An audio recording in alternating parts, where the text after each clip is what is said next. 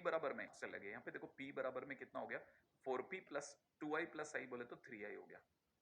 अब क्या करो, इस 3I को कहो तुम उधर जाओ और इस P को कहो तुम इधर आओ, तो इससे ये मिल जाएगा, तीन तीन उड़ा दो तो P बराबर माइनस आई मिल जाएगा। अगर P बराबर माइनस आई मिल गया, ठीक है, तो मैंने क्या किया, दोनों तरफ x से मल्टीप्लाई कर दो। किससे मल्टीप्लाई कर दो, x से। जैसे आप x से मल्टीप्लाई करोगे आपको बोल जाएगा px बराबर में कितना, माइनस x बन गया, तीन तीन उड़ा दो ना यार, है ना, तो px बराबर में माइनस का x हो गया। यही प्रूव करना था, मतलब यही सर्च करना था। ये हमारे पास में जो अभी तक जो हम लोगों ने पिछली बार स्पेशल टाइप ऑफ मैट्रिक्स किया था, उसके सिवा एक थोड़ा सा अलग हटके क्वेश्चन भी हो गया, जेई एडवांस का एक क्वेश्चन भी हमारे खाते में जुड़ गया कि चलो नोट्स में ये भी आ गया। अब और आगे जल्दी से आगे बढ़ेंगे साहब। और एक छोटी सी और भी कई बार यूज में आती है, ये एडवांस में नहीं है परंतु मेंस में है। एडवांस इसे यूज कैसे करता है, इसकी जो प्रॉपर्टी है उसको डायरेक्टली दे देता है, सही है, समझने की जरूरत है। और वो क्या है स्पेशल टाइप ऑफ मैट्रिक्स में, वो है ऑर्थोगोनल मैट्रिक्स। ऑर्थोगोनल मैट्रिक्स कब होती है, जब उसी मैट्रिक्स की उसी के ट्रांसपोज से मल्टीप्लाई करने पे हमें आई मिल जाए। माने a इंटू एटी अगर मल्टीप्लाई हो और आई मिल जाए तो हम तुरंत समझ जाते हैं कि वो ऑर्थोगोनल है। एडवांस में नहीं है पर वो यूज मस्त करता है और बहुत करता है। मतलब हाँ बिल्कुल, ये दिखा करके इधर से समझ में आया, हाँ वो मना करता है लेकिन वो उधर से हिट करता है। तो अपने को ये पता होना चाहिए पहली बात तो, ऑर्थोगोनल मैट्रिक्स कब होगी, जब भी कोई स्क्वायर मैट्रिक्स की उसी के ट्रांसपोज से मल्टीप्लाई करने पे आइडेंटिटी मैट्रिक्स आ जाए। पहली चीज ध्यान से सुन लो, ठीक है। अच्छा, और इस पे भी मैं दो एग्जांपल परमानेंट लिखाता हूं और मैं आपको बता रहा हूं पिछले कम से कम 5 साल से लगातार या तो मेंस में या फिर एडवांस में इसके क्वेश्चन आए हैं और आते रहेंगे, अभी भी बोल रहा हूं। ये क्यों, क्योंकि ये कभी खत्म नहीं होने वाला खजाना है। यही दो मैट्रिसेस बहुत पॉपुलर हैं, जरूर इसे कॉपी में अलग कलर के पेन से लिख के रख लेना, काम आएगा। कौन सी दो मैट्रिक्स, जो इंपॉर्टेंट ऑर्थोगोनल मैट्रिक्स है उसमें से पहली है ये √3/2 1/2 -1/2 √3/2। अगली है a बराबर में cos theta sin theta 0 minus sin theta cos theta 0 and 0 0 1। Most important orthogonal matrix examples, ठीक है। किसी का एग्जांपल भी इंपॉर्टेंट होता है, हाँ है, याद रखना, ठीक है। अच्छा, एक बात और, एक इसके सिवा ये हमेशा नॉन सिंगुलर होती है, याद रखना। जो ऑर्थोगोनल मैट्रिक्स होती है ना वो हमेशा नॉन सिंगुलर होती है, क्योंकि इसका जो डिटरमिनेंट होता है वो हमेशा 1 या -1 आता है, याद रखिएगा। एक काम की चीज और है। तो तीन इंपॉर्टेंट पॉइंट से हम लोगों ने अपनी बात की शुरुआत कर दी है, आपने अपनी तरफ से नोट्स रिच कर लिए होंगे, ठीक है। चलो आगे बढ़ते हैं, अगला क्वेश्चन। अब जरा क्वेश्चन को देखिए, क्वेश्चन कितना मस्त है। ऑर्थोगोनल पे कैसे क्वेश्चन आ सकता है, एक तरह का क्वेश्चन बताता हूँ। जैसे क्वेश्चन के अंदर दे दिया किसी ने कि ए और बी अपने आप में ऑर्थोगोनल है। सबसे पहले इस लाइन को यहीं रोक लिया जाए कि ए और बी ऑर्थोगोनल है। इसका मतलब ये कि ए इंटू ए ट्रांसपोज करने पे आई आता है अगर ए ऑर्थोगोनल है, और बी अगर ऑर्थोगोनल है तो इसका मतलब बी इंटू बी ट्रांसपोज आई देता है। अच्छा, फिर चाहता क्या है, क्या मेरे से चाह रहा है कि वो क्या प्रूव करें अपन। वो कह रहा है ये प्रूव कर दो कि ए बी ऑर्थोगोनल है। तो इसका मतलब A B is orthogonal, that's what I need to prove. ये अगर मुझे प्रूव करना है तो इसका मतलब ए बी इंटू में ए बी का ट्रांसपोज की मल्टीप्लीकेशन मुझे आई देगी, ये प्रूव करना है। अच्छा, अगर ऐसा है तो मुझे ये भी पता है कि फिर एलएचएस क्या है, क्योंकि प्रूव हो रहा है तो एलएचएस उठाएंगे। एलएचएस से A B into A B का ट्रांसपोज। फिर क्या करोगे सर, भाई कुछ नहीं, ए बी लिखेंगे, ए बी का ट्रांसपोज आपसे पूछ लेंगे कि ए इंटू बी का ट्रांसपोज क्या होता है, तो आपको पता है मल्टीप्लिकेशन में ट्रांसपोज कैसे खुलता है, उल्टा, और उल्टा खुलेगा तो क्या होगा, B transpose into A transpose. फिर इसे प्रॉपरली बिना ब्रैकेट के ला रहा हूं, A B into B transpose into A transpose, क्या कहते हो आप। और आप अच्छे से जानते हैं कि मैं बी इंटू बी ट्रांसपोज को देख के कैसे चुप बैठ जाऊं, ये तो आई है। तो इसका मतलब ये कि अरे अरे अरे अरे अरे सर क्या लिख रहे हो, A into I into A T लिख रहे हो, हाँ, और ए आई बोले तो ए, ए इंटू ए ट्रांसपोज बोले तो हाँ क्या, आई। और ये क्या चीज है, रहस्य है, तो रहस्य खुल गया है। तो LHS equal to RHS prove हो गया। क्या आपको लगता है ये बात समझ में आई, है ना। इसका मतलब वाकई में सर, मतलब हमको प्रूव क्या करने का था, प्रूव ये करने का था कि ए बी अपने आप में ऑर्थोगोनल है, माने A B into A B transpose का मल्टीप्लिकेशन आई दे रहा है। एलएचएस उठाया सर ने और फिर ए बी ट्रांसपोज को ओपन कर लिया, तो ए बी की जगह ए बी आया, और ये जब खुला तो उल्टा खुला, राइट है। और जब ऐसा खुला तो इतने पोर्शन ने क्या दिया, आई। अगर आई दिया तो ए आई ए बन गया, ए इंटू ए ट्रांसपोज क्या बन गया, आई। और ये क्या है, रहस्य। ओके, रहस्य से रहस्य तक का सफर। और ये तो हुआ पहला क्वेश्चन। और मैं आपको दूसरा क्वेश्चन जो लेके चल रहा हूँ अपने, वो one of the very very fantastic question. ठीक है, ये मतलब आप समझ के चलो, ये सब्जेक्ट का one of the best question है मैट्रिक्स एंड डिटरमिनेंट का। ठीक है, इस पे आईटी ऑलरेडी इस तरह के क्वेश्चंस को प्रोड्यूस कर चुका है, मेंस इस पे काम कर रहा है, ऑलरेडी कर चुका है। ठीक है, तो मेरे को पूरा यकीन है कि आप इसे बहुत सीरियसली लेंगे। देखिए, क्वेश्चन है, इंपॉर्टेंट है, पहले ही लिख देता हूं, है ना, अच्छे क्वेश्चन में से एक है। एक्स अपने आप में ऑर्थोगोनल है। इस लाइन को सुनते ही इतनी दूर तक ही पहले से घेर लो कि ये क्या कह रहा है, एक्स ऑर्थोगोनल है, माने एक्स का एक्स ट्रांसपोज से मल्टीप्लीकेशन करेंगे तो आई आएगा। हाँ, पहला काम खत्म। अब आगे वो बोल रहा है बी अपने आप में इतना है, होगा, चलो ठीक है, आगे क्या, then prove that A is equal to इतना। अच्छा, क्या सर, क्या क्या क्या क्या प्रूव करना है? पहली चीज ये प्रूव करनी है कि ए इज इक्वल टू में X transpose into B into X. अच्छा सर, तो एक काम कीजिए सर, बी की वैल्यू जो दे रखी है वो रख दीजिए आप। हाँ, और तो कुछ कर नहीं सकते, तो अपन ने बी की जगह पे रख दिया कितना, X into A into X transpose into X. और आपको पता होना चाहिए कि एक्स ट्रांसपोज इंटू एक्स का multiplication, X transpose into X का मल्टीप्लीकेशन मुझे क्या देने वाला है, आई। इसका मतलब आई इंटू ए इंटू आई। मैं गलत तो नहीं कह रहा? और आई इंटू ए, ए इंटू आई, ए, फाइनली मेरे पास क्या आ गया, ए। सही है, जो कि एलएचएस है, प्रूफ हो गया। ठीक है, तो इसका मतलब ये कि दिस इज इक्वल टू, ठीक है, this is equal to LHS या आरएचएस। मैंने इस बार आरएचएस उठाया, सॉरी, है ना, मैं आपको सब मैं बता दूं, मैंने आरएचएस उठाया और ये मेरा ए आया, मैंने एलएचएस प्रूफ हो गया।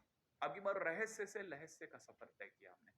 ठीक है, इसके अंदर मुझे ये प्रूव करना था और इसमें मैंने आरएचएस उठाया और फिर बी की वैल्यू भर दी। बी की वैल्यू भरते ही ये अपने आप में आई बन गया, पास वाला भी आई बन गया, और मुझे अच्छे से पता है कि आई इंटू आई ए बन गया, जो कि लहस्य था, एलएचएस।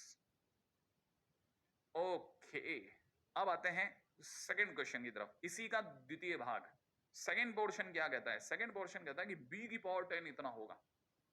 अच्छा, बी की पावर 10 मतलब मैट्रिक्स एंड डिटरमिनेंट में जब भी बड़ी डिग्री आती है तो नॉर्मल तरीका होता है पैटर्न फॉलो करना। ठीक है ना? अच्छा अच्छा, मुझे ये प्रूव करना है फिलहाल, है ना? तो क्या किया जाएगा सर? तो पहला काम करते हैं बी स्क्वायर पे सोचना। बी स्क्वायर कितना होगा? बी स्क्वायर का मतलब होगा एक्स ए एक्स टी, जो कि बी है, multiplied by x A x T, जो कि बी है। बी स्क्वायर का मतलब बी इंटू बी। अरे बी स्क्वायर के अंदर बी की वैल्यू लिखी, पास वाले में फिर बी की वैल्यू लिखी, और लिखने के बाद सोचना चालू करा। क्या आपको लगता है कि आप भी सोच सकते हैं एक्स टी इंटू एक्स आई है? हाँ, तो अगर ये आई है तो क्या लिखूंगा, यहाँ लिख देता हूँ एक्स ए, और इसकी जगह लिख देता हूँ आई ए एक्स टी, ऐसा लिख देता हूँ। और आपको पता होगा ए इंटू आई कितना होता है, ए, तो यहाँ कितना हो जाएगा, x into A into x T, और ए इंटू ए कितना होता है, ए स्क्वायर। तो बी स्क्वायर बराबर में एक्स ए स्क्वायर एक्स टी, ये क्या आया, बी स्क्वायर। फिर वैसे बी क्यूब निकालूंगा। दिमाग थोड़ा सा भी अगर बाय द वे खड़क से क्लिक करता है तो तुरंत क्लिक करा देगा कि अगर बी स्क्वायर है तो ए स्क्वायर हो गया, जब तक बी था तो ए था, तो वैसे बी की पावर 10 होगा, तो एक्स ए की पावर 10 एक्स टी बनाएगा। सही है, ओके। चलो अब बात करते हैं सेकंड के ऊपर, जो कि मैंने बताया उसी को दोबारा दिखाता हूँ। भाई बी स्क्वायर पूछा था मुझसे, मतलब बी की पावर 10 पूछा था, मैंने बी स्क्वायर निकाला। बी स्क्वायर निकालते टाइम पे ये जो बीच का पोर्शन है ये बन गया आई। अगर ये आई बन गया तो ये ए आई इंटू ए बन गया, और ये वापस ए बना, और ए इंटू ए स्क्वायर बना, और एक्स ए स्क्वायर एक्स टी बराबर क्या बना, बी स्क्वायर। तो मुझे पता चला जब यहाँ 2 है तो यहाँ पे भी 2 है, जिस दिन यहाँ 10 होगा यहाँ पे भी 10 होगा। तो सेकंड पॉइंट प्रूफ हो गया। अब क्वेश्चन वाले ने कहा थर्ड भी प्रूव कर दो। क्वेश्चन कह रहा है ए अगर इनवॉल्यूटरी हो, क्या क्या क्या क्या क्या, बस यहीं रुको, यहीं सोचो मेरे साथ साथ, इतनी दूर तक ए इनवॉल्यूटरी है, इसका सीधा मतलब ए स्क्वायर बराबर आई है, ए स्क्वायर बराबर आई गिवन है। हाँ, अच्छा, और आगे क्या बोल रहा है, तो बी भी इनवॉल्यूटरी होगा, तो इसका मतलब मेरे को प्रूव क्या करना है, टू प्रूव, क्या प्रूव करने का मेरे दोस्त, to prove B square is equal to I. Okay okay, करते हैं करते हैं। क्या आपको पता है कि पिछले वाले मतलब यहीं से मैं देख के बता सकता हूं कि बी स्क्वायर बराबर इतना आया था, यही बी स्क्वायर में काम में ले लेता हूं। ठीक है, फ्रॉम प्रीवियस बी स्क्वायर बराबर में एक्स ए स्क्वायर एक्स टी है, और आपको पता होगा ए स्क्वायर कितना है, आई, तो इसका मतलब x into I into x T है, और इसका मतलब एक्स इंटू आई माने एक्स है, एक्स इंटू एक्स टी और एक्स इंटू एक्स टी, आई है, क्यों? क्योंकि क्वेश्चन में दे रखा है। तो बी स्क्वायर बराबर आई प्रूफ हो गया, और अगर ये प्रूफ हो गया तो इसका मतलब इनविजिबल हो गया। Question finish. कितने प्यारे क्वेश्चन होते हैं इसके, आप मतलब आपको यकीन नहीं आएगा इतनी जल्दी जल्दी फिनिश होता है। हाँ, इतनी जल्दी जल्दी। दोबारा बता देता हूँ, आप में से किसी को नहीं आया तो। देखिए, ए इन्वोलेटरी है तो बी को भी इन्वोलेटरी प्रूव करना है। ये गिवन है के स्क्वायर आई है, क्योंकि ए इन्वोलेटरी है। अच्छा, फिर क्या चाहिए था? B square. बी स्क्वायर मैं कहां से लाऊंगा? पिछले वाले से। पिछला वाला जो जस्ट अभी मैंने दिखाया था, बी स्क्वायर इतना आया था। अब मैंने क्या किया? इस ए स्क्वायर की जगह आई लिख दिया। अगर मैंने यहाँ आई लिया तो एक्स आई इंटू एक्स टी हो गया, और एक्स आई इंटू एक्स टी में एक्स इंटू आई कितना होता है? एक्स, और एक्स इंटू एक्स टी कितना था? आई। तो इसका मतलब बी स्क्वायर बराबर कितना हो गया? आई। और बी स्क्वायर बराबर आई होने का मतलब इन्वोल्यूटरी हो गया। Question finish. ये बात। अब अगले पड़ाव पे चलते हैं। अभी तक हम लोगों ने स्पेशल मैट्रिसेस पे लेकर के अब तक के कुछ क्वेश्चंस करे हैं, और मुझे पूरा यकीन है कि जो अभी तक अपन लोगों ने दोबारा देखा उससे बहुत फायदा भी रहा होगा, और कुछ नई तरह की चीजों को भी देखने को मिला होगा। अच्छा, अब आगे बढ़ने से पहले मैं आपको दोबारा बता दूं, मैंने लेक्चर के इंट्रोडक्शन के समय पे भी बता दिया था कि हम लोगों को अब डिटरमिनेंट की मदद की जरूरत है मैट्रिसेस में आगे जाने के लिए। लेकिन हम पूरा आगे नहीं जा पाएंगे। क्यों? क्योंकि इससे और आगे जाने के लिए फिर डिटरमिनेंट के एंड पॉइंट की जरूरत पड़ेगी। तो अब यहां से मैट्रिक्स और डिटरमिनेंट आपस में एक दूसरे पे गुथना चालू हो गए, माने इंटरमिंगल हो गए। ठीक है, तो तैयार है ना? है ना? तो अब थोड़ा सा मैट्रिक्स को डिटरमिनेंट की तरफ धकेलते हुए चलते हैं। ठीक है, तो मैं इससे पहले कि पूरी तरह धकेलूं, एक बीच का ब्रिज लेके आते हैं। आपको याद है सिंगुलर और नॉन सिंगुलर मैट्रिसेस? पहले ही लिखा चुका हूं मैं आपको, और मैंने क्या बताया था कि अपने आप में सिंगुलर मैट्रिक्स और नॉन सिंगुलर मैट्रिक्स के लिए मैंने ये बताया था कि कोई भी स्क्वायर मैट्रिक्स ए अपने आप में सिंगुलर होती है अगर डिटरमिनेंट ऑफ ए जीरो हो जाए, और नॉन सिंगुलर होती है जब डिटरमिनेंट ए जीरो ना हो। सही है? तो याद रखने का, पहली बात सिंगुलर कब होती है? जब डिटरमिनेंट ए जीरो हो जाए। अब डिटरमिनेंट की बात चली है तो उठाते हैं डिटरमिनेंट को ही। सही है? तो चलो आगे बढ़ते हैं। तो इसका मतलब अब अगला पॉइंट सर डिटरमिनेंट लाने वाले हैं। हाँ, तो यहां से आप नोट्स का अगला पड़ाव तय कर रहे हैं, डिटरमिनेंट्स, है ना? तो आप चाहे तो डिटरमिनेंट को डिटरमिनेंट में डाल दें, मतलब आप चाहे तो मैट्रिसेस के लिए थोड़ा अलग से जगह पे तकरीबन 7-8 पेजेस छोड़ करके आप डिटरमिनेंट डाल दें। क्यों? क्योंकि इस पार्ट की जरूरत हमें मैट्रिसेस में फिर पढ़ने वाली है। अभी डिटरमिनेंट क्या है ऐसा? ओके, डिटरमिनेंट्स क्या है? देखिए साहब, अगर बात की जाए तो कोई भी स्क्वायर मैट्रिक्स की एक वैल्यू निकाली जा सकती है। मैट्रिसेस अपने आप में सिर्फ अरेंजमेंट होता है और इससे ज्यादा कुछ नहीं होता। चीजों को सिर्फ अरेंज किया जाता है, उनकी कोई वैल्यू नहीं निकाल सकता। तो किसी दिन इंसान ने उनकी वैल्यू निकालने की सोची, तो जिस दिन इंसान ने उनकी वैल्यू निकालने की सोची उस दिन डिटरमिनेंट का ख्याल आया। लेकिन किसके लिए? स्क्वायर मैट्रिक्स के लिए। सभी मैट्रिसेस के लिए फिर भी नहीं आ पाया। तो पहली सबसे पहले आपको पता होगा, मैंने आपको ये बात बताई भी थी कि मैट्रिसेस में अगर n क्रॉस n होता है तो उसे n ऑर्डर का बोलते हैं। जैसे 2 क्रॉस 2 की मैट्रिसेस है तो उसे 2 ऑर्डर बोला जाएगा, सेकंड ऑर्डर बोला जाएगा। और अगर कोई 3 क्रॉस 3 के तो थर्ड ऑर्डर बोला जाएगा। तो सबसे छोटा ऑर्डर 1 हो सकता है, 1 बाई 1। तो 1 बाई 1 की मैट्रिसेस का जो डिटरमिनेंट होगा वो 1 ऑर्डर कहलाएगा। ठीक है, अब जैसे मैं आपको समझाता हूँ। जैसे सिर्फ डिटरमिनेंट 2 लिखा है तो ये डिटरमिनेंट ऑफ फर्स्ट ऑर्डर है। अक्सर ये गलतफहमी पैदा करता है मॉडुलस 2 की। ये मॉडुलस 2 नहीं है, ये डिटरमिनेंट 2 है। ठीक है? अच्छा, ओके। अब डिटरमिनेंट ऑफ 2 अपने आप में 2 होगा। सेम वे में डिटरमिनेंट ऑफ माइनस, क्योंकि डिटरमिनेंट क्या करता है? वैल्यू देता है। तो डिटरमिनेंट 2 क्या वैल्यू देगा? 2, क्योंकि और तो कुछ है ही नहीं ना। और ऐसे अगर डिटरमिनेंट -2 हो जाए, ये मॉडुलस नहीं है, ये मॉडुलस नहीं है, ये डिटरमिनेंट है। डिटरमिनेंट -2 हो जाए तो उसकी वैल्यू क्या होगी? -2। बात समझ में आई आपको? ये मॉडुलस नहीं है, ये डिटरमिनेंट है। तो याद रहेगा। तो डिटरमिनेंट ऑफ, याद रखना, इसे आप ऐसे भी दिखा सकते हैं, डिटरमिनेंट ऑफ -2, तो दैट इज -2। आप ऐसे भी बोल सकते हैं डिटरमिनेंट। आपको लेकिन बोलना पड़ेगा, आपको बोलना पड़ेगा कि ये डिटरमिनेंट है, अदरवाइज जनता इसे मॉडुलस समझ लेगी। तो आप बोला जाता है ये बकायदा कि डिटरमिनेंट ऑफ फर्स्ट ऑर्डर, ऊपर फर्स्ट लाइन में लिखा जाता है, फिर आप आगे बोल सकते हैं कि डिटरमिनेंट ऑफ -2, जैसे मैं बोल रहा हूं आपको। तो डिटरमिनेंट ऑफ -2 का वैल्यू कितना होगा? -2। तो इसका मतलब सर डिटरमिनेंट वैल्यू देने के लिए होती है। हाँ, इसके बारे में डिटरमिनेंट ऑफ मैट्रिसेस के बीच के डिफरेंसेस के बारे में जब हम डिटरमिनेंट में प्रॉपरली एंटर करेंगे ना, तब चर्चा करेंगे। फिलहाल अभी तो सिर्फ इंट्रोडक्टरी वे में बात करते चल रहे हैं, ताकि मैट्रिक्स का कोई काम अगर अटक रहा हो तो वो रुक जाए। अच्छा, अब सेकंड पॉइंट, इसकी जरूरत क्या पड़ी थी सर? मतलब हम लोगों ने डिटरमिनेंट वगैरह की बेसिक कहाँ नीड पड़ी हमारे को? देखिए, जरूरत पड़ी लीनियर इक्वेशंस को सॉल्व करने में। शुरुआती तौर पे तो जैसे एक लीनियर इक्वेशन मैंने आपके सामने लिखी a1x plus b1y equal to 0 और दूसरी लिखी a2x plus b2y equal to 0। सही है। अच्छा, इसमें अगर मैं आपसे ये कहता इससे y बाय एक्स की वैल्यू निकालो, क्या आप इसे ऐसा समझ सकते थे कि जैसे ये लिखा है a1x प्लस में b1y इक्वल टू 0, इसका मतलब ये कि a1x is equal to minus का b1y, ऐसा लिख सकते हैं ना। अच्छा, अगर ऐसा लिख सकते हैं तो मैं अगर आपसे y बाय एक्स बोलता तो आप शायद मुझे माइनस का a1 अपॉन b1 बोलते। फर्स्ट इक्वेशन से, ये हमारी फर्स्ट इक्वेशन है, ठीक है। ऐसे ही अगर मैं second equation a2x plus b2y को सॉल्व करता तो आप मेरे को कहते कि मैं लिख रहा हूँ a2x is equal to minus का b2y, और अगर ऐसा है तो इससे y बाई एक्स की वैल्यू निकलती माइनस का b2 माइनस का a2 अपॉन b2।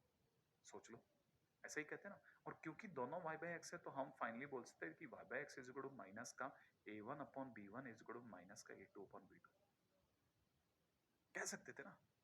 इसको ऐसा कहना तो कुछ गलत नहीं है ना। अच्छा, अगर ऐसा कहना गलत नहीं है तो सिर्फ इतने वाले पोर्शन को घेर के देखते हैं। अगर मैं इतने पोर्शन को घेरता हूं तो जरा सोच के देखिए, मैं थोड़ी देर बाद माइनस और माइनस को प्लस कर दूंगा, और अगर बाई द वे मैं क्रॉस मल्टीप्लाई कर बैठूं तो a1 b2 is equal to में a2 b1 ये भी बोल सकता हूं, क्योंकि अगर ये लिखा है तो इस तरह से लिखना भी गलत नहीं है। और अगर ये लिखा है तो मैं इसे ऐसे भी बोल सकता हूँ a1 b2 माइनस में a2 b1 इक्वल टू 0, ऐसा भी तो बोल सकता था। फिर हमने इस लाइन को लिखने का, इसी लाइन को लिखने का दूसरा तरीका सोचा कि हम यही लिखेंगे, लेकिन लिखने का एक और मेथड जो निकाला गया वो क्या सोचा गया कि हम इसे ऐसे लिखेंगे a1, बड़े ध्यान से सुनना, a1 b1 a2 b2 equal to 0।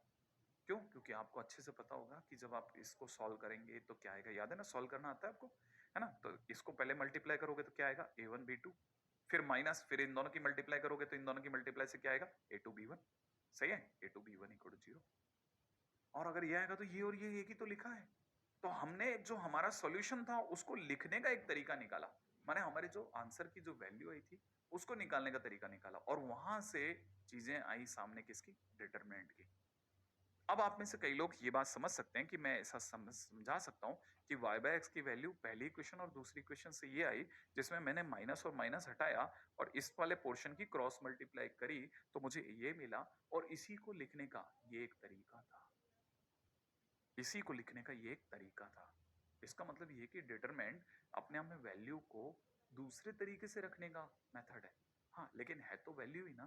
तो इसका मतलब ये कि ये डिटरमिनेंट हर बार क्या देता है, वैल्यू देता है। इसीलिए लोग ये कहते हैं कि मैट्रिक्स एक अरेंजमेंट है जबकि डिटरमिनेंट उस अरेंजमेंट की एक वैल्यू है। अब आप में से कई लोगों को यहाँ से एक नई चीज और मिल रही होगी कि डिटरमिनेंट और मैट्रिसेस एक दूसरे से क्लोजली एक दूसरे से जुड़े हुए हैं।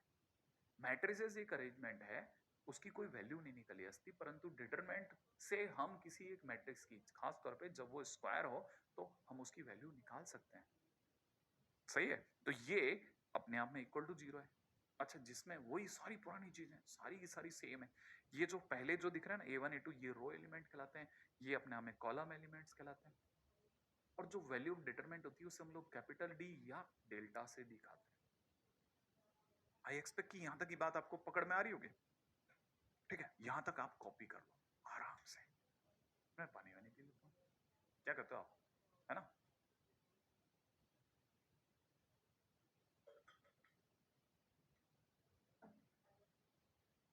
हाँ जी साहब, तो ये तो हुआ डिटरमिनेंट का बेसिक इंट्रोडक्शन, है ना। बेसिक इंट्रोडक्शन बहुत अलग चीज है इसका, खतरनाक वाला। ठीक है, तो उम्मीद है कि आप इसका बेसिक इंट्रोडक्शन, समझदार को इशारे हैं हमारे, ठीक है। अच्छा, आगे बढ़ते हैं। तो अपने पास में ये जो चीज है ना सर, ये अब एक बच्चे के दिमाग में आता है सर ये 2/2 है ना, तो क्या हम लोग इसे 2 ऑर्डर माने सेकंड ऑर्डर बोल सकते हैं। बिल्कुल, ये सेकंड ऑर्डर डिटरमिनेंट है। ये कितना है, सेकंड ऑर्डर डिटरमिनेंट है। और अगर सिंगल एलिमेंट लिखा होता तो 1 ऑर्डर होता। सर फिर 3 ऑर्डर की डिटरमिनेंट क्या होगी। 3 ऑर्डर की डिटरमिनेंट देखी हुई है सर हमने, ऐसी वाली है ना, यही ना, क्या आपको याद आई। हाँ, ये अपने हमें थर्ड ऑर्डर डिटरमिनेंट है, क्योंकि इसमें 3 रोज हैं और 3 कॉलम है। ये अपने हमें थर्ड ऑर्डर डिटरमिनेंट है। ठीक है, इसे 6 तरीके से सॉल्व करा जा सकता है, इसे 6 तरीके से सॉल्व कर सकते हैं। ध्यान रखना, इसको 6 वेज में सॉल्व किया जा सकता है। ठीक है ना, या तो रो वाइज तीनों रोज से सॉल्व कर सकते हैं या तीनों कॉलम से सॉल्व कर सकते हैं। इसे 6 तरीके से सॉल्व किया जाता है और उम्मीद उम्मीद है, पूरी उम्मीद है, अगर आपको याद है तो बेहतरीन, नहीं याद है तो भी वापस बता देता हूँ, तब तक आपके सिर्फ लिखने के लिए, ठीक है, लिखने के लिए वाली लाइन बता देता हूँ कि इसे 6 तरीके से एक्सपेंड किया जाता है और लिखने का तरीका क्या होता है। अगर हम इसे फर्स्ट रो से एक्सपेंड करें तो फर्स्ट रो से कैसे एक्सपेंड करते थे, A1 लिखेंगे सबसे पहले और फिर बाजू में A1 की रो और कॉलम को डिलीट कर देंगे और जो बच गया उसका डिटरमेंट लिख देंगे, B2 B3 C2 C3, ठीक है, फिर माइनस, ठीक है, अल्टरनेट प्लस माइनस, फिर A2 की बात चलेगी। A2 A2 के टाइम पे A2 की रो और कॉलम डिलीट हो जाएगा और उसके बाकी बचे लोगों को डिटरमेंट में डाल देंगे, B1 C1 B3 C3, right है। फिर plus, alternate plus minus plus, फिर A3 के टाइम पे क्या करेंगे, A3 के टाइम पे A3 को डिलीट, रो और कॉलम डिलीट कर देंगे और जो बच गया है ना उसे लिख लेंगे B1 B2 C1 C2, right है। अब इसे तो सॉल्व करना आता ही है, A1 की जगह A1 और इसे सॉल्व करा तो B2 C3 minus C2 B3 या B3 C2, इसे सॉल्व करा तो ये अपने आप में दिख रहा है A2 और फिर अंदर दिख रहा है B1 C3 minus B3 C1, plus past वाले को सॉल्व करा तो इतना दिख रहा है। ये सब हम लोगों ने कहीं ना कहीं पहले भी कर रखा है, किसी ना किसी जगह और भी जगह पे हम लोगों ने इसका यूज किया है और उम्मीद है आप में से सभी को इसके साथ साथ एक और चीज भी अच्छे से याद होगी और वो क्या है, साइन कन्वेंशन। याद है आपको साइन कन्वेंशन? साइन कन्वेंशन ऐसा था, शुरुआत प्लस से, प्लस माइनस प्लस, और एक प्लस के पास हमेशा माइनस ही आएगा, माइनस के बाद अगला प्लस ही आएगा, फिर प्लस माइनस हमेशा एक दूसरे से अल्टरनेट चलते रहते हैं। कभी भी ऐसा नहीं होगा कि किसी भी प्लस के पास दो प्लस हो जाए, माने लगातार दो प्लस या लगातार दो माइनस, नेक्स्ट टू इम्पॉसिबल है, नहीं मिलेगा। ठीक है, तो ये तो मेरा दादा के अलावा आपको समझ में आया होगा कि क्या कहानी चल रही है, पुरानी कहानियां लिंक कर रहा हूं आपके लिए। ठीक है, और मैं वापस बोल दूं कि जो वैल्यू ऑफ डिटरमिनेंट है उसे डी या डेल्टा से दिखाते हैं। ठीक है ना, ओके ओके। अब अगला टाइटल बहुत काम का है, जिसकी हमारे को अभी मैट्रिसेस में भी जरूरत पड़ने वाली है। ठीक है, ताकि हम लोग जितना बेसिक सीख करके समरसॉल्ट खा के वापस मैट्रिक्स का डिपार्टमेंट काम चलाओ बंद करके फिर आगे चलेंगे। ठीक है, और वो क्या चीज है, वो है माइनर। माइनर, हाँ, minor of an element. Minor क्या चीज है, बताता हूँ। माइनर बहुत मस्ती चीज है। ठीक है, जैसे मैं आपके सामने सिंपल, अगर by the way second order की एक डिटरमिनेंट दिखाता हूँ, ठीक है ना, तो पहली चीज ये ध्यान से समझना कि ये जैसे हमारे सामने डेल्टा है, ये सेकंड ऑर्डर की है। ठीक है, तो इसके मतलब जो भी डिटरमिनेंट होगा उसके हर एलिमेंट को इससे रिप्रेजेंट करेंगे ए आई जैसे। ठीक है, तो याद रखना, elements of determinant is equal to aij and minor of every element या minor of element is represented by mij। तो एक छोटी चीज लेकिन काम की चीज, क्या माइनर क्या होता है, माइनर हमेशा aij के लिए mij से रिप्रेजेंट होता है। ये कैसे निकालते हैं, वही जो हम लोग अभी करके आए हैं, बस उसी से।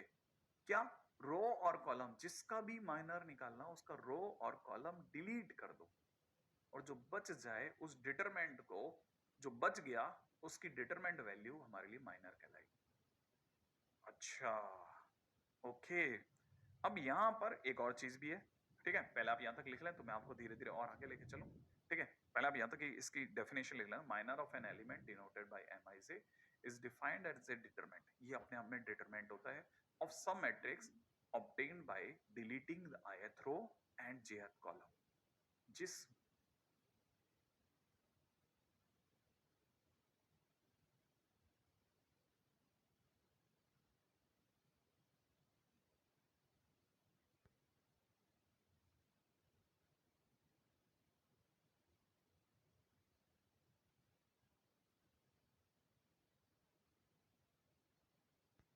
अगर मुझे ए का माइनर दिखाना है तो मुझे क्या करना पड़ेगा, ए की रो और ए का कॉलम डिलीट कर दूंगा और जो बच गया वो मेरे लिए माइनर कहलाएगा। तो बचा क्या रह गया सर, डी।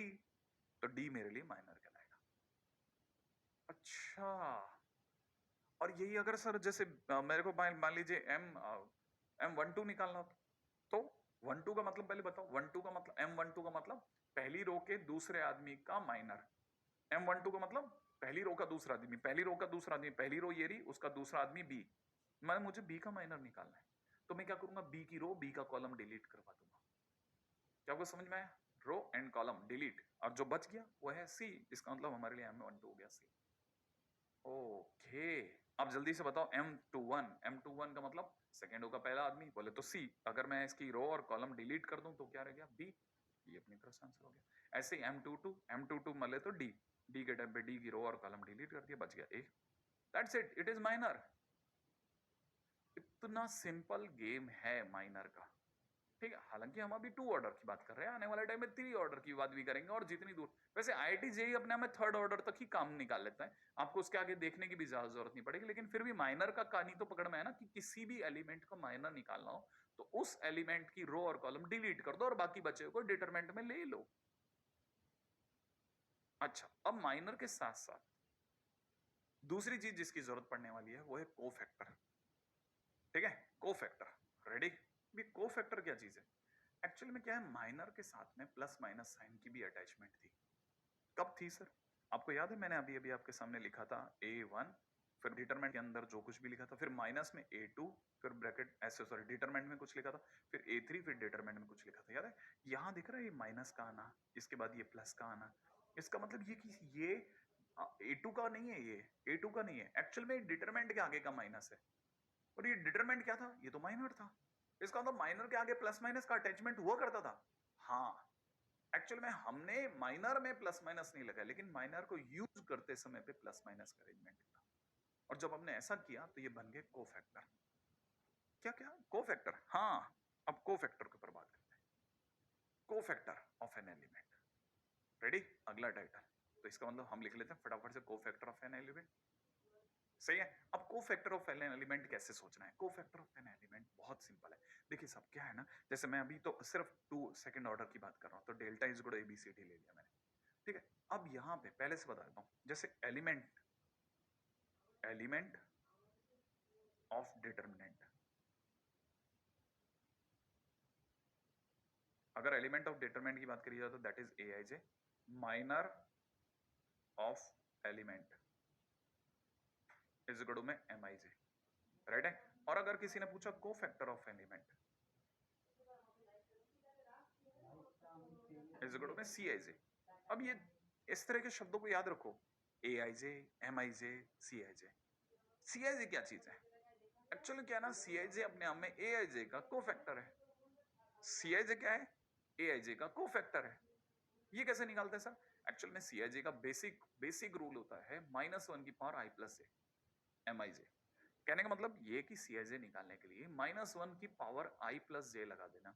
एमआईजे तो आपने निकालना सीखा ही ना, अभी जस्ट एमआईजे निकालना सीखा, उसके आगे -1 की पावर i प्लस जे लगाना है, जहां पे i और j उस पार्टिकुलर एलिमेंट से मिलेगा।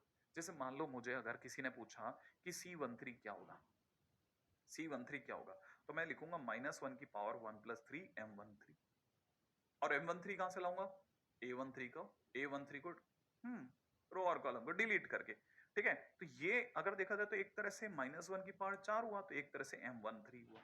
लेकिन यही अगर बाय द वे मैंने C12 पूछा होता तो -1 की पावर 1 प्लस 2 M12 होता, ठीक है ना। और M12 के टाइम पे क्या करता, ये दिख रहा है -1 का क्यूब बनता, तो ये माइनस में M12 मिलता। इसका मतलब ये कि कोफैक्टर हमेशा प्लस माइनस को साथ में कैरी करवाता है। माइनर के साथ कोई प्लस माइनस नहीं आता, लेकिन कोफैक्टर के साथ प्लस माइनस आता है। मतलब एक तरह से माइनर के आगे प्लस माइनस लग जाए तो वो कोफैक्टर में तब्दील हो जाता है। माइनर के आगे अगर प्लस माइनस लग जाए तो वो किस में बदल जाता है? कोफैक्टर में। अच्छा, अभी आराम से, जैसे समझो, मान लीजिए किसी ने कहा मुझसे C11 कितना होगा, तो मैं कहूंगा M11 होगा, क्योंकि -1 की पावर 1 प्लस 1, मतलब -1 का स्क्वायर, तो दैट इज 1, तो M11 हुआ, है ना। अगर सोच लो आप, अगर बाय द वे C11 पूछ रहे हैं तो -1 की पावर 1 प्लस 1 इंटू M11, यही तो होगा। इसका मतलब ये कि -1 का स्क्वायर बोले तो M11 होगा। इसका मतलब ये कि बराबर है, और M11 हमने D निकाला वही है, क्या था ना, M11 का मतलब A का रो और कॉलम डिलीट कर दो, D सिंपल। अच्छा, अगर किसी ने मुझसे C12 पूछा होता तो C12 अपन ऑलरेडी लिख चुके ना, ये लिखा हुआ है C12 अपने माइनस का M12 का, तो ये इतना होगा। और M12 क्या है? M12 माने पहली रो के दूसरे कॉलम, पहली रो के दूसरे आदमी, पहली रो का दूसरा आदमी बोले तो B, पहली रो का दूसरा आदमी बोले तो B, इसकी रो और कॉलम डिलीट कर दी, तो बचा कौन रह गया? C, तो इसका मतलब -C, तो C12 कितना हो गया? -C। अगर किसी ने मुझसे C21 पूछा होता तो तो मैं -1 की पावर 2+1 करता, M21 कर देता और ऐसा हो जाता। और M21 का मतलब C की रो और कॉलम डिलीट कर दो तो माइनस का भी। सेम वे में C22 सोचा था। अब यह ध्यान से, बहुत ध्यान से सुन लेना आप लोग अपनी तरफ से कि हम लोग M माने माइनर और क्या कहते हैं कोफैक्टर दोनों को मिला के चलेंगे, है ना। कहने का मतलब हमें पता होना चाहिए, ऐसा नहीं हो कि हमको माइनर और कोफैक्टर का मीनिंग नहीं पता हो।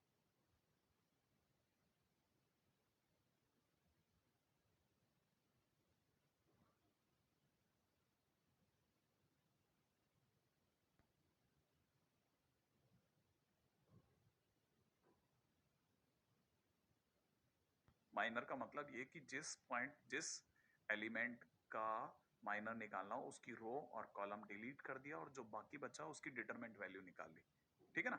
अच्छा, साथ में अगर भाई कोफैक्टर की अगर चर्चा करेंगे तो कोफैक्टर के टाइम पे उसके आगे -1 to the power i plus J और लगाना है, माने प्लस माइनस साइन आ जाए तो कोफैक्टर है, और अगर भाई विदाउट प्लस माइनस साइन आ रहा है तो माइनर है। सही है। ये छोटी बात जरूर है लेकिन पता रहना चाहिए, कहीं ऐसा ना हो कि हमसे माइनर ना निकले। अब ये तो अभी तक हम करवा रहे थे 2 ऑर्डर का, मतलब 2x2। अगर भाई हम लोग 3x3 की बात करें तो 3x3 के अंदर भी बात करते हैं। देखिए माइनर और कोफैक्टर के एलिमेंट्स, है ना। अब ध्यान से समझना, अपने को सबका नहीं निकालना। क्वेश्चन में सीधे सीधे सीधे दिया हुआ है A11 माने पहली रो का पहला आदमी, पहली रो का पहला आदमी मतलब -1 का कोफैक्टर चाहिए। A12 माने पहली रो का दूसरा आदमी माने 2 का चाहिए। A23 माने 3 का चाहिए, सेकंड रो का तीसरा आदमी। और तीसरा क्या है A33 माने थर्ड रो का तीसरा आदमी। माने मुझे इन चार के कोफैक्टर चाहिए और माइनर भी चाहिए। तो माइनर के टाइम पे बिना प्लस माइनस के और कोफैक्टर के टाइम पे -1 की पावर लगा करके दिमाग में पहले से ही फिट कर लो। A11 है तो कोफैक्टर के टाइम पे C11 होगा, -1 की पावर 1+1 होगा, M11 होगा। अगर A12 है तो C12 नाम होगा कोफैक्टर का, -1 की पावर 1+2 होगा, M12 बनेगा। अगर A23 है तो A23 का कोफैक्टर का नाम C23 होगा, अपने आप में -1 की पावर 2+3 होगा, M23 होगा। अगर बाय द वे किसी ने A33 का कोफैक्टर पूछा तो C33 होगा और उसे -1 की पावर 3+3 बोलेंगे, M33 बोलेंगे।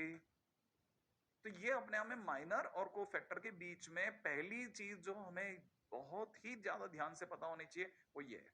अच्छा, अब चलते हैं आगे। ठीक है, कैसे आखिर का माइनर निकालना है। पहली बात, अगर मुझसे M11 मांगा तो क्या करना है मुझे। सही है भाई।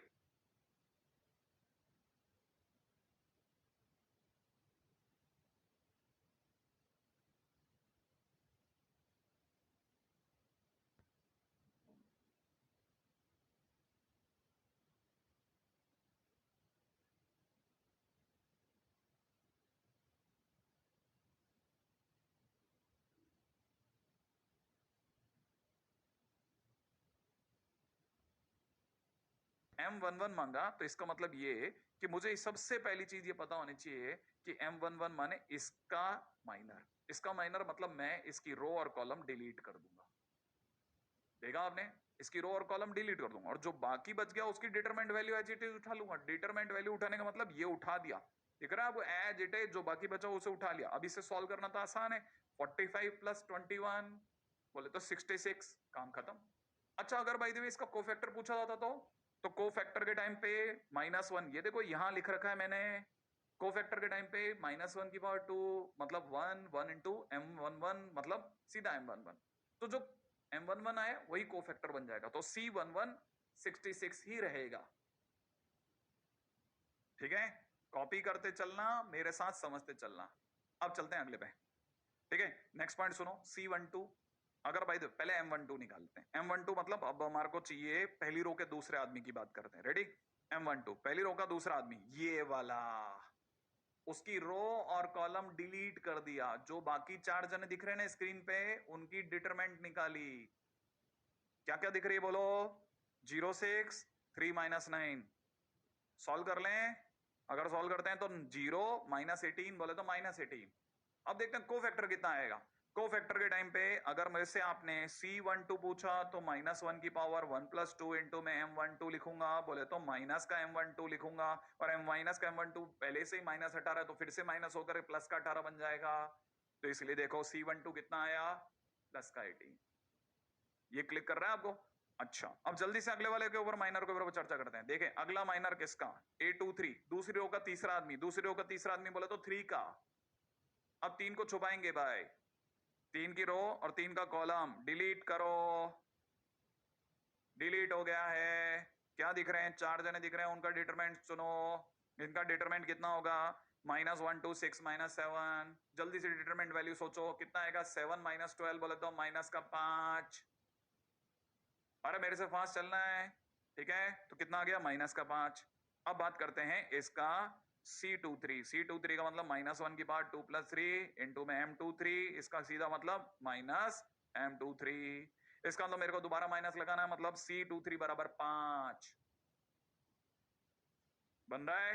सबका बन रहा है, सबको कोफैक्टर माइनस समझ में आ रहा है? ये वाली बात पकड़ में आ रही है भाई? यस सर वस सर तो बोल सकते हो ना? इतने दूर तक समझ में आ रहा है ना भाई? आप में सब लोगों को ये M12 और हाँ C12 M23 C23 इनके बीच का डिफरेंस, इनको वैल्यू को निकालना आ रहा है। अब अगले वाले पे हिट करते हैं। A33 का C33, पहले हम निकालेंगे M33। क्या निकालेंगे? M33। M33 के लिए तीसरे रो के तीसरे आदमी को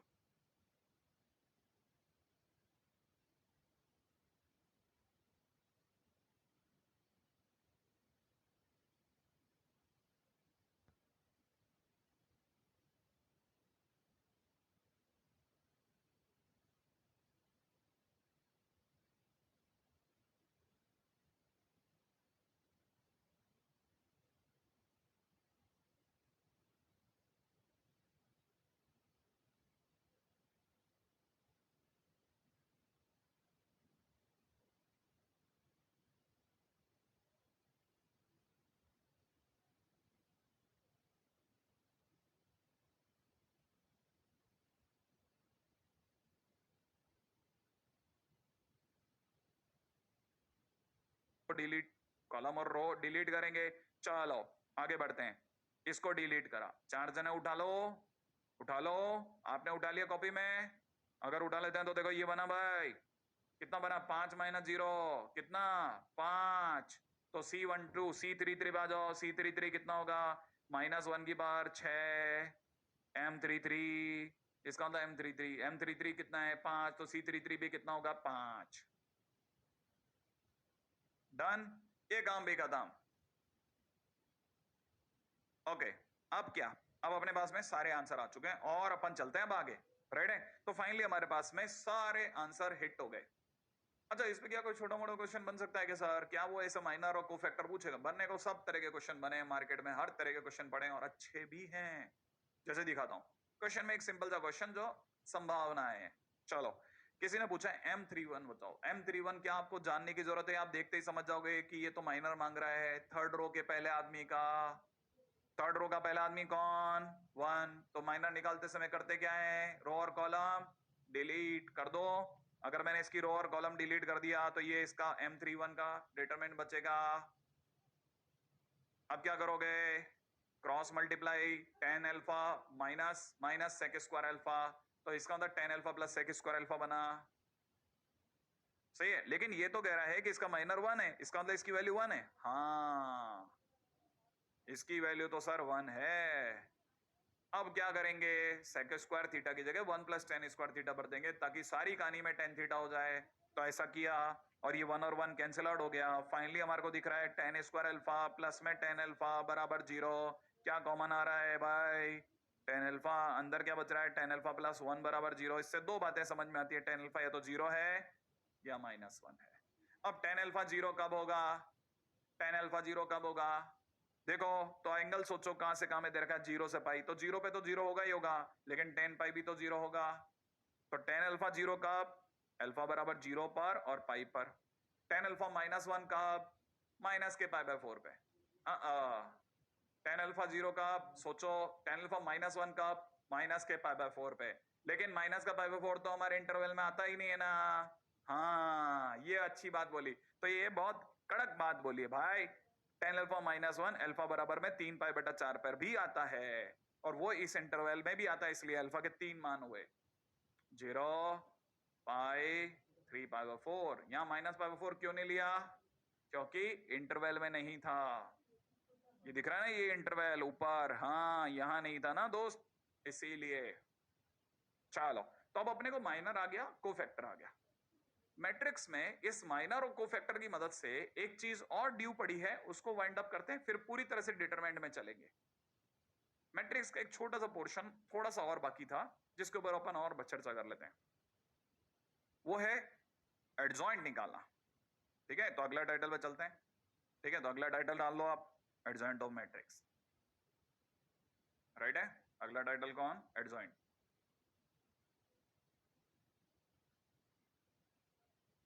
हाँ भाई, अब ये एडजॉइंट ऑफ मैट्रिक्स क्या है? देखिए, पहली चीज हमारे पास में ए अपने आप में एक स्क्वायर मैट्रिक्स है, अपन बहुत बार बोल चुके हैं। ठीक है, अच्छा, अगर बाय द वे किसी मैट्रिक्स के हर एलिमेंट का मैं कोफैक्टर निकालूं, क्या बोला मैंने? अगर मैं किसी मैट्रिक्स के हर एलिमेंट का कोफैक्टर निकालता हूं, हर एलिमेंट का कोफैक्टर निकालता हूं, तो फिर कोफैक्टर से जो मैट्रिक्स बनेगी वो कोफैक्टर मैट्रिक्स कहलाएगी। और जिस दिन मैं कोफैक्टर मैट्रिक्स को ट्रांसपोज कर दूंगा, उस दिन एडजॉइंट मैट्रिक्स बनेगी। क्या बोला मैंने? पहला, मैट्रिक्स के हर एलिमेंट का कोफैक्टर, और उससे जो मैट्रिक्स बनेगी वो क्या कहलाएगी? Cofactor matrix. तो मैं ये लिख देता हूं, इससे बनेगी कोफैक्टर मैट्रिक्स। बात समझ में आई? और कोफैक्टर मैट्रिक्स का जिस दिन मैंने ट्रांसपोज कर दिया, कोफैक्टर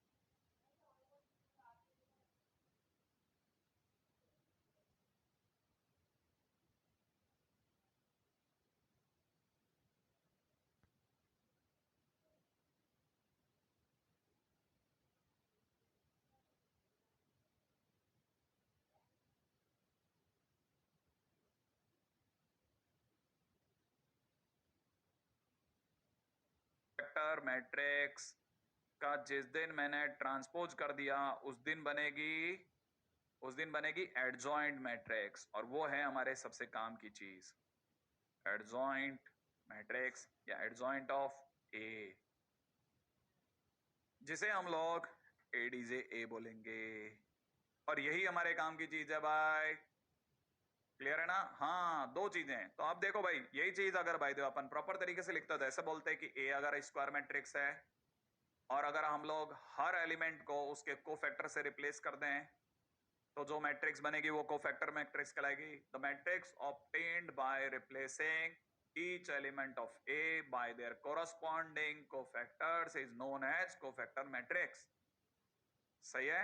अच्छा, इसे हम लोग C बोल लेते हैं, क्योंकि कोफैक्टर को CIJ बोलते हैं, तो इसको अपन C बोलेंगे। तो C is equal to CIJ लिखने का मतलब कोफैक्टर मैट्रिक्स या कोफैक्टर ऑफ AIJ। ठीक है, अच्छा, जैसे ही बना, अभी तक अपन कहां तक आ गए? हर मैट्रिक्स का कोफैक्टर मैट्रिक्स तक आ गए। और कोफैक्टर मैट्रिक्स का क्या करने का है? ट्रांसपोज। याद है ना? दया, कुछ तो गड़बड़ है। हाँ वाला कोफैक्टर, कोफैक्टर ध्यान है? तो कहने का मतलब कोफैक्टर का क्या करने का? ट्रांसपोज। तो ट्रांसपोज करने से क्या मिलेगी? Adjoint matrix. सही है? तो याद रखना, transpose of cofactor matrix is called adjoint matrix A. और इसे कैसे डिनोट करते हैं, क्या बताया था मैंने? एडीजे ए। और ये एडजॉइंट क्या चीज है? एडजॉइंट मैट्रिक्स मतलब हम लोग इसे डीआईजे किसी और नाम से पुकार लेते हैं, क्योंकि सीआईजे का ट्रांसपोज हो गया तो इसे जानबूझ के डीआईजे नाम दे दिया। जहां पे डीआईजे क्या है? डीआईजे ट्रांसपोज है सीआईजे का, है ना? तो इसे सीआईजे का ट्रांसपोज होने की वजह से सीआईजे ना बोल करके सीजेआई बोलेंगे। डीआईजे बराबर सीजेआई, ताकि ऑटोमेटिकली जो आई और जे हैं वो आपस में बदल गए, माने उनका ट्रांसपोज हो गया। ठीक है, तो अपने को अगर देखा जाए दिमाग में ये माइंड मैप बना के खेलना है, और बेसिक में ये पकड़ के चलना है। माइंड मैप अलग चल रहा है। इस सर ने क्या सिखाया था? मैट्रिक्स, हर मैट्रिक्स के एलिमेंट को हटाओ उनके कोफैक्टरों से, कोफैक्टर से जो बनेगी वो मैट्रिक्स कोफैक्टर मैट्रिक्स, फिर उसका कर दो ट्रांसपोज। कुछ तो गड़बड़ है वाला। सही है? जैसे ट्रांसपोज करोगे, ट्रांसपोज करते ही बन जाएगा एडजॉइंट। तो पहला काम तो एडजॉइंट है ना। यहां तक की बात तो मुझे नहीं लगता कि कोई मुश्किल वाली बात होगी। लेकिन अब आगे बढ़ता हूं। अगर किसी ने मुझसे एक सिंपल सी बात ये कहा कि इसका आप ट्रांसपोज बताओ, ठीक है, इसका सही पहले कोफैक्टर मैट्रिक्स बताओ, तो कोफैक्टर मैट्रिक्स कैसे बनेगा? ठीक है, तो कोफैक्टर मैट्रिक्स में क्या करूंगा मैं, A11 को C11 से रिप्लेस कर दूंगा, A12 को C12 से रिप्लेस कर दूंगा, A21 को C21 से रिप्लेस कर दूंगा, A22 को C22 से रिप्लेस कर दूंगा। ये कहलाएगी कोफैक्टर मैट्रिक्स। इसे आप चाहें तो कॉपी करें मत करें, लेकिन समझ लें ये आपका A था, इससे आप कोफैक्टर तक आ गए, अब आप बीच में रुके हुए हैं, अब इसका करना है कुछ तो गड़बड़ है, समझ रहे हो? हाँ, जैसे ऐसा करोगे क्या बन जाएगा, इसका ट्रांसपोज, और ट्रांसपोज होते ही क्या कहलाएगा, एडिजे, कहने वाला एडजॉइंट मैट्रिक्स। तो एडजॉइंट मैट्रिक्स होता है कोफैक्टर का ट्रांसपोज, और कोफैक्टर का ट्रांसपोज करने का मतलब जो रो में बैठा है उसे कॉलम में बदल देना। तो आपका C11 C12 अब ऐसे कॉलम में आ जाएगा, पास वाला C21 C22 हो जाएगा, समझ रहे हैं? बस आपके लिए कोफैक्टर तैयार है। अब ये और बात है कि आपको कोफैक्टर पता था, कैसे पता था? अब देखो, एक स्टूडेंट कह सकता है इस जगह पर, सर मेरे दिमाग में एक बात आ रही है, आपने कोफैक्टर के टाइम पे यही तो कहा था कि इसको डिलीट करो तो माइनर आएगा। तो अगर किसी ने मेरे से M11 पूछा तो M11 कितना आ रहा है, A22, और C11 कितना होगा, -1 की पावर 1 + 1, बोले तो प्लस का A22। अब आ जाओ, M12 कितना होगा, M12 के टाइम पे 12, A12 के रो और कॉलम डिलीट कर दिया, कितना आ गया, A21। इसका C12 कितना होगा, -1 की पावर 3, A21। 3 क्यों, 1 + 2, सही है। उसी प्रकार से अगले की बात करते हैं, M अगर बाय द वे M21 पूछा होता, M21 सॉरी, अगर किसी ने M21 पूछा होता तो M21 के टाइम पे 2 1 वाले एलिमेंट को रो और कॉलम से डिलीट मारते तो क्या बचता, A12 का C12 सोचो, -1 की पावर 1 + 2 बोले तो 3, सही है ना भाई? अच्छा, अब दूसरी बात, अगर किसी ने मेरे से पूछा होता M22, तो M22 के टाइम पे क्या करता मैं, A22 की रो और कॉलम डिलीट करता, तो -1 की पावर 4 बनता C22 के टाइम पे, राइट है? तो प्लस का बनता, पहले से बोल रहा हूं।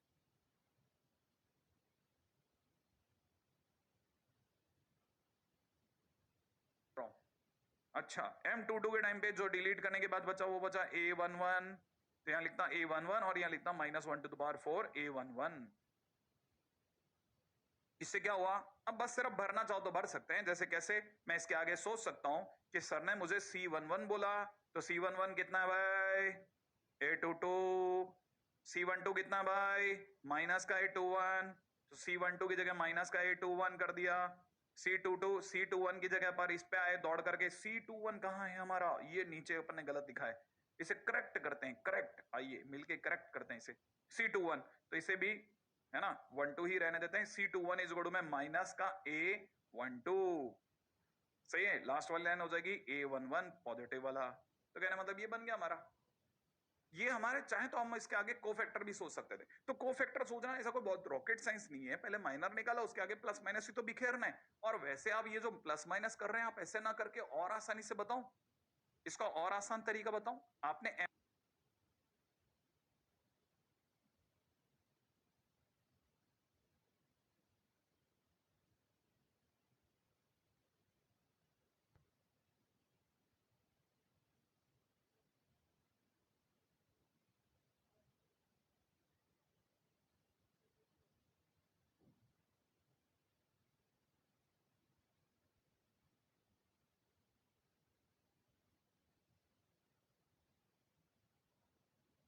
M लिखा, माइनर सोचा, आप माइनर सोचते जाइए, आपको पता है माइनर के टाइम पे इसका माइनर, इसको डिलीट करा, A22 लिख लो, राइट है, इसका डिलीट करा, है ना, सेकंड वाले की देखो बड़े ध्यान से सुनना, क्योंकि आप इसका ट्रांसपोज कर रहे हो, तो जब आप इसको लिखोगे ना, तो जब आप रो में लिखोगे तो आप कॉलम में कॉपी करना, क्योंकि आप ट्रांसपोज कर रहे हो, तो आप देखो ये A21 यहां आएगा,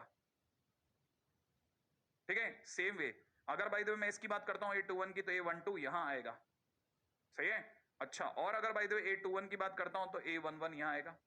अब एक सिंपल काम करना, प्लस, मैं इसको इसको दूसरे कलर से दिखा रहा हूं, ठीक है, ताकि अपने को क्लियर रहे, आप चाहो तो इसे ऐसे लिख दो, प्लस माइनस, माइनस प्लस, ऐसे, ठीक है। बड़े ध्यान से ये एक बात समझ लेना, ये वाला पॉइंट हो गया A11, सही है, और ये हो जाएगा A22।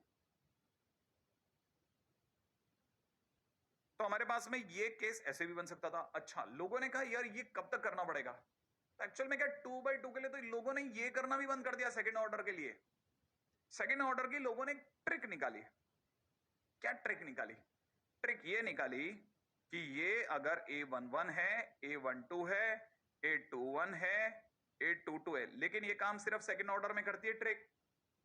वो वापस बोल रहा हूं, करना क्या है, इन दोनों को स्वैप, ठीक है, इन दोनों को आपस में स्वैप कर देना। स्वैप करने का मतलब समझते हो ना, A22 A11 लिख दो, आपस में बदल दो, बदल दिया।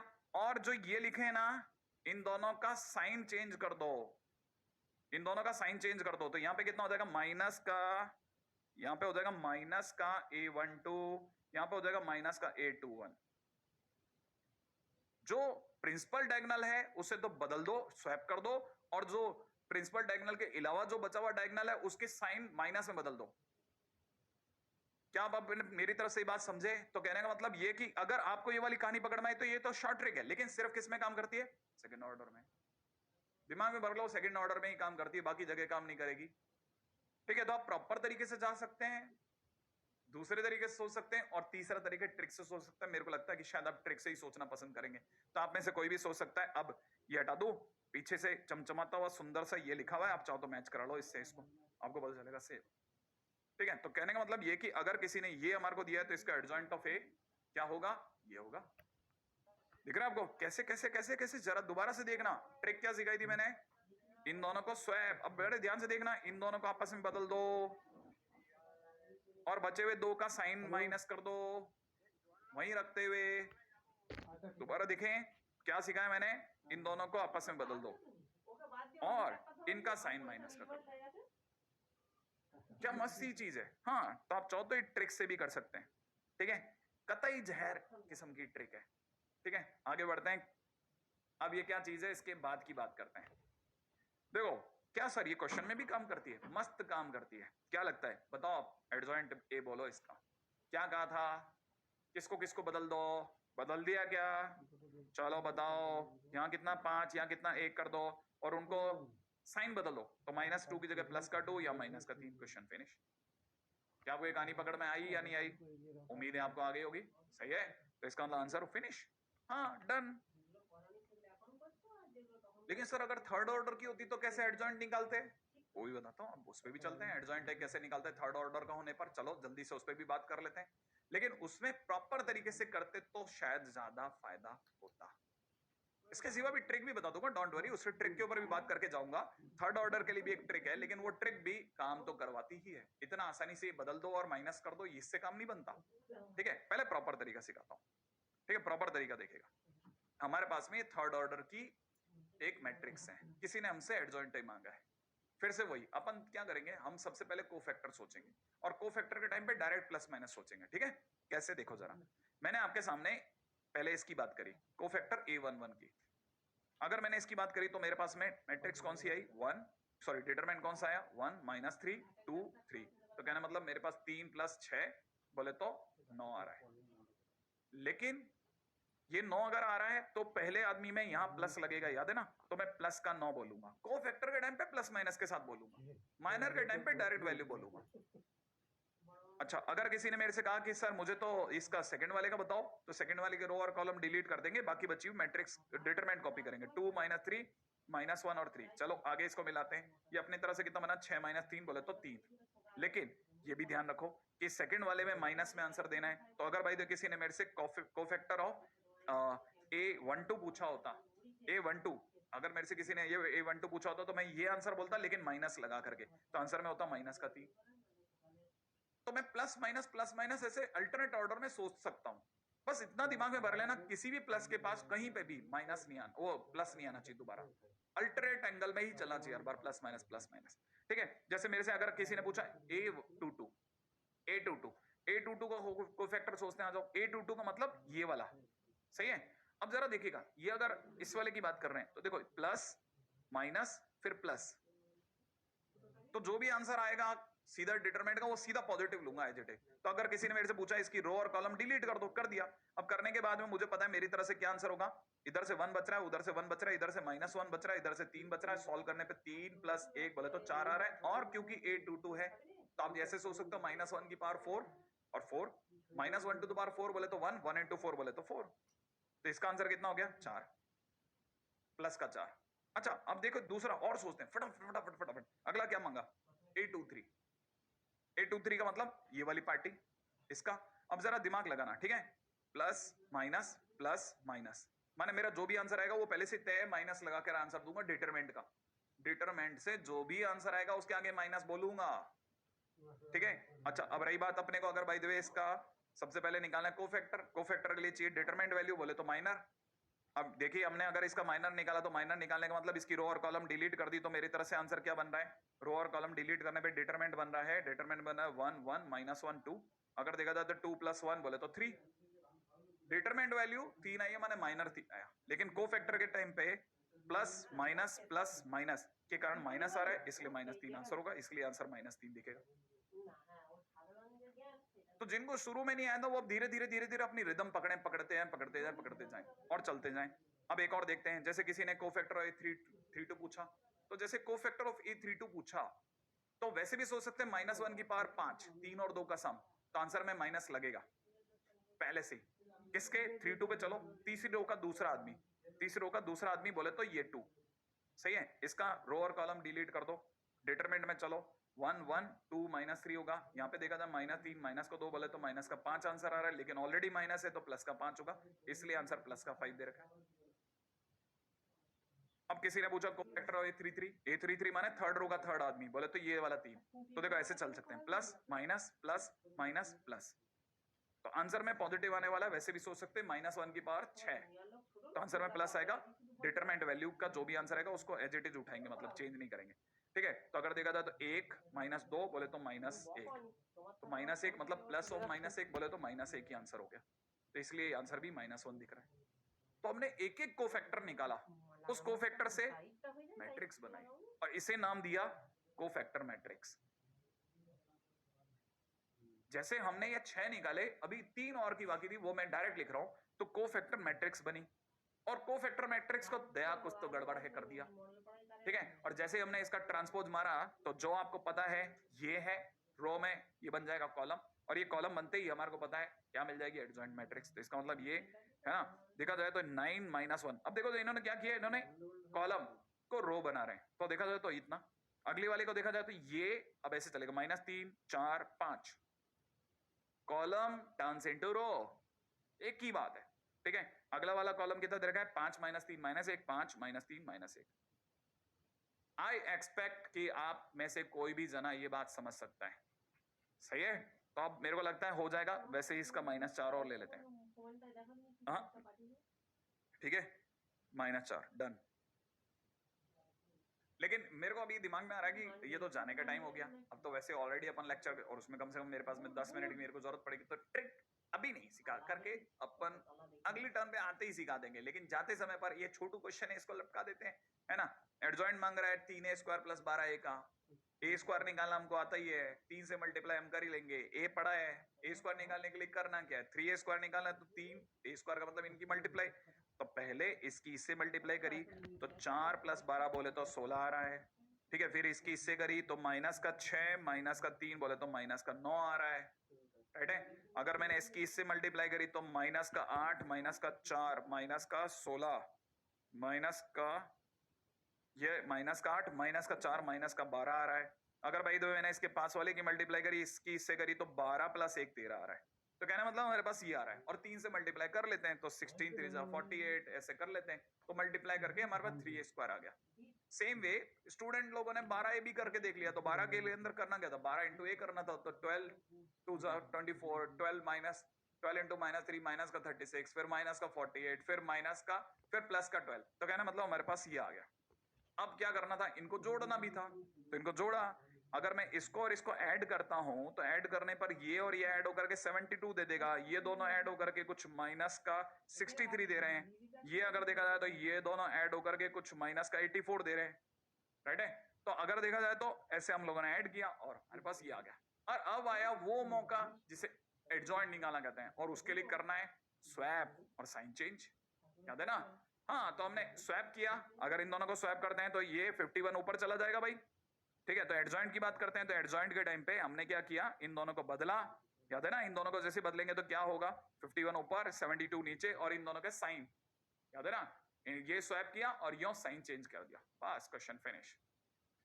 तो आज के दिन पे भले ही मैंने आपका थोड़ा सा दिल तोड़ा होगा कि मैंने आपको ट्रिक नहीं बताई, लेकिन अगली बार के ट्रिक के कार्यक्रम के लिए भी तैयार रहिएगा, जिससे हम लोग मैट्रिक्स का एक छोटा वाला समापन समारोह भी मना लेंगे। और डिटरमिनेंट में आज हमारी एंट्री हो ही गई, तो अगली बार डिटरमिनेंट और पावरफुल तरीके से पावरफुल मोड में चलते हुए ट्राई करेंगे। तो उसमें भी बहुत सारी ट्रिक्स हैं, बहुत सारे मतलब मेथड्स हैं, सारस मेथड, बगुला मेथड एंड सो ऑन। ठीक है, तो अगली बार मिलता हूँ। और याद रखना वही प्यारा सा मैसेज, बहुत सारी मेहनत करनी है, क्योंकि माता पिता से इस बार बहुत सम्मान पाना है, बहुत मन से अपन ये बात पूरे साल भर से कह रहे हैं, ठीक है, और सम्मान अभी देना है। ठीक है, भाई बहनों से तो गैर नौक झोंक चलती रहती है, लेकिन हिंसा से नहीं, मतलब हिंसा से दूर रहना है, मित्रों से प्रेम बना के रखना है और मास्क जरूर पहनना है। जय हिंद।